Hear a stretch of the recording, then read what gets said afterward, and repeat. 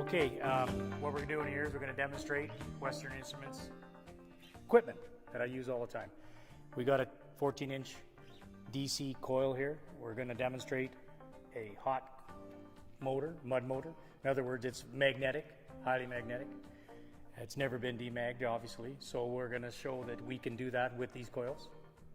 And we're going to start with this coil right here. It's the basic. It's a DC. You got a power switch. You've got your amperage control for max to minimum, and you've got a positive negative. So it's quite basic. Your energizer switch is right here, which you energize with and as you rotate your fields. Okay, what we're going to do is we're going to show you that this motor is hot, magnetic, highly magnetic. If you can see here, if you look at the Gauss meter, so I can show right in the end, it's over 50. You see it come away? It's hot, 50 Gauss. This is a 50 Gauss meter. This is used for high-end measurements on fields. You can go 100, 0, 100, whatever. You wouldn't really need to go there. We're just going to tell you that this motor is hot. In other words, it's highly magnetic. Now we're going to start just to show you the hotness of this motor as we go. We're very hot, 50. And as we go, she'll be wonkying around, but you can still see still around 40 Gauss. Now we're 0. Now she's swapping over back to negative. Now she's going back to positive again, almost pushing 50 again. And we're going back to negative, or positive. I said now we're back to negative. So you can see that this motor is highly magnetic. It's not been demagged after the inspection, in other words. So I mean, this is like you can just see that she's highly hot. Yeah. So now we're going to demag it. Yeah, okay. Here we go. We're going to start. So basically, I'll put her up a few feet. Foot or so, and we'll start with full power, full max, which is like 10.87 according to this on my amper readings, and I'll hit her. Now I'll shut her off, bring down the amperage, rotate the field again, turn her on, hit her again. We're slowly bringing it down in increments. Yep. Shutting it off, bringing down the field again, rotate the field, turn it back on again. Now we're gonna have to walk it. So, being that it's given us a hard time because it's so hot, just walk her back and forth a little bit because these ends can be awfully hot, like so. Okay. Shut it off. Down. Rotate the field. There we go. Now we're gonna get somewhere. Shut her off. Rotate the field. Can you see we're 0 here on the Gauss meter? We've demagged that end now. It was stubborn. You see what I had to do there? I had to pull it off, push it on, pull it off, push it on, rotate the field to push out that 50 Gauss because it's so strong. So I'm going to do the same thing here because they are 50 Gauss on the ends. I'm going to bring her up pretty good field, which you got to fight with this coil, of course, when you energize it, and try to make it behave on the ends. She wants to walk in, but she's a bugger to pull off. Turn her down, shut it off, rotate the field, energize. Now she's getting easier because she's weaker. Now let's see what we got. This is a 50-050 I've got now. Okay, so basically what we're doing is shutting it off, turning down your amperage, and we're rotating the field from negative to positive. So now we turn her on again. And we'll hit it the opposite way. And there we go. Look at that. That took it to 0. Just like that. But now 10-0-10 is a little bit more sensitive, so there's probably a little bit more field, see? Mm-hmm. But you can't see it with a 50-050. That's why you can't demag with a 50-050. You need a 10-0-10, which is another Western product. Mm-hmm. Okay, so what we've done so far is like I say, because if it was a 50 Gauss on the end of the motor, it was a little bit hard. We had to walk it and push it and turn it, instead of just rotating the field of coil, you couldn't touch it. So we had to play with it a little bit. Now the same thing we're gonna do again now in the middle of the motor.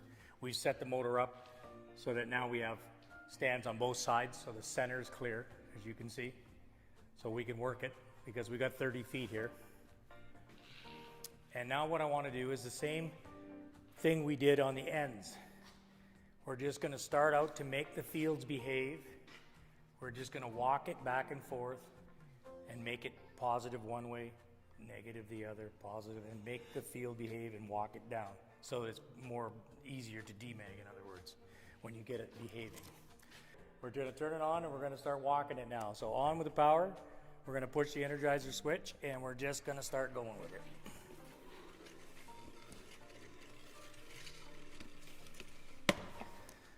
All right, we get here, we shut her off. I'm going to turn her down about 25%. I'm going to rotate the field, turn her back on again, and we're going to go again, back the other way. Another nice option on these coils to have is these brass wear rods. And that stops you from wearing your rubbers and getting, and basically dead short in your coil.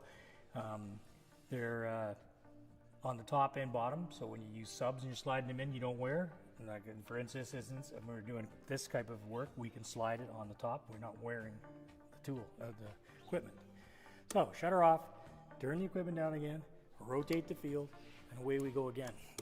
Energize, like I say, we'll just, as the field, you get lower and lower on your field, the easier it is to move, of course. And we're gonna shut her off, and we're gonna shut her down one more time, rotate it, and we'll go back one more time.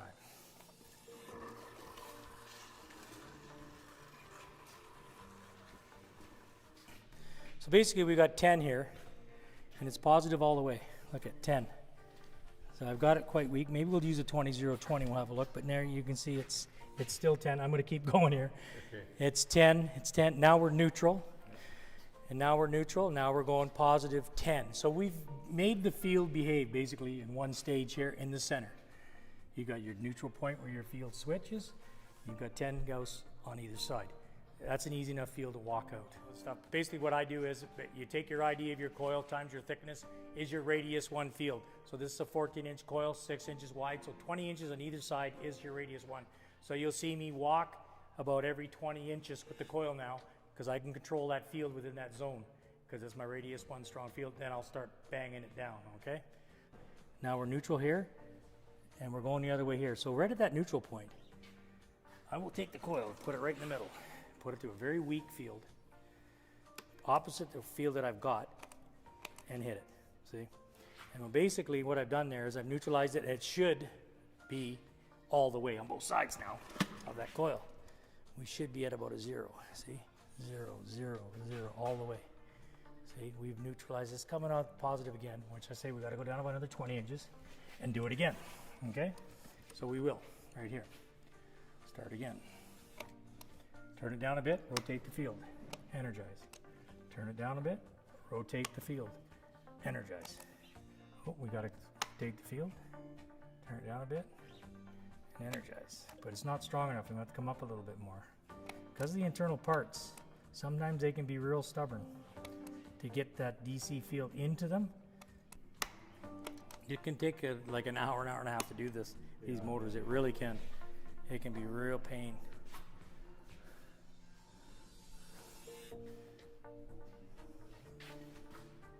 About a 2 Gauss there. Let's see what I did. So basically we've got ourselves the ends done. We're walking it all the way down now. So because of the internal parts, you're gonna find that you're gonna have fun every now and then. I go about 20 inches at a time, like I say. You look at the ID of the coil, and it's your radius 1. You've got a lot of internal parts that probably are mag. You gotta get to it. That's why you need a DC field, all right? So let's go. We're starting out here, we're 0 as you can see. Coming up about, it's getting a little hotter. See, now we're up to 10 again. That sucker has got a hot spot in there. It's a tough one to get. So let's just do this because it's stubborn.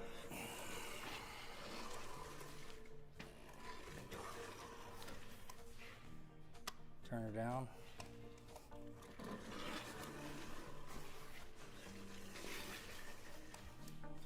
Down, rotate the field.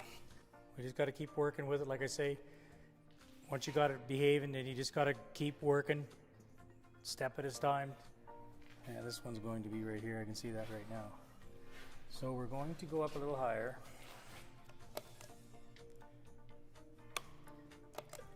Step it down, rotate the field.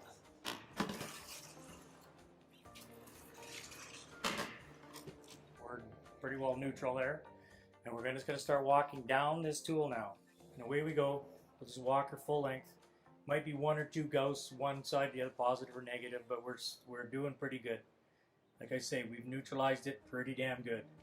And that's where we want to be, is under 3 gousts. Maybe 3 there. 2 maybe. Yeah.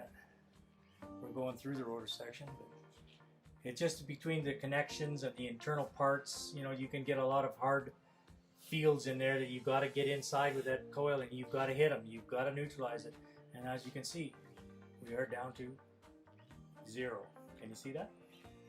All right, we have 1 Demag motor. Took a little bit longer than usual. When you get practice, you can do it within an hour. It depends on the tool. Sometimes it can be 2 hours, but usually an hour. You should be able to do it. I'm Mark Polanchuk from Western Instruments. This is my old friend Kevin King from Fatigue Masters, who's just demagged this motor. Kevin, if I weren't around bugging you and you were all set up, what's the fastest time you could demag that? Well, sometimes it depends if they behave enough. If you can get them to behave, you can do it maybe 45 minutes. Yeah, sometimes an hour. I usually charge an hour and a half to do it, because sometimes they can be stubborn. And like I say, the whole idea of it is to make it behave. Start at the ends, go to the middle, walk it back and forth, bring down the fields, neutralize it, make it behave, and then you can walk the whole tool and just hit it out, walk it right out. This is why I call it the art of demag. People say you can't do that. If you talk to the experts in magnetism, what Kevin's done here shouldn't really happen, but it does. And frankly, it's because the characteristics of the DC field come out of that coil. That's what allows it to happen. Thanks a lot, Kevin. Oh, you're very welcome, sir. Yeah.